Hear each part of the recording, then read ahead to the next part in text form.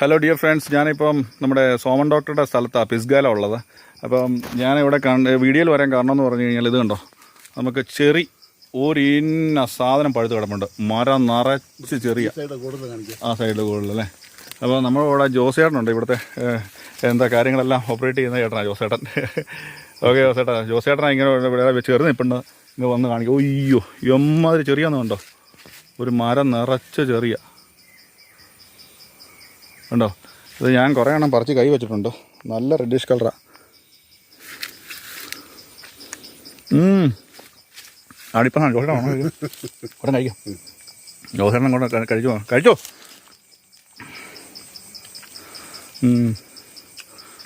അങ്ങനെ വലിയ പുളി വളരാനില്ല. ചെറിയ പുളിയുണ്ട്, എന്നാലും സാധനം ഒരുപാടുണ്ട്. അതിൽ ഉണ്ടോ.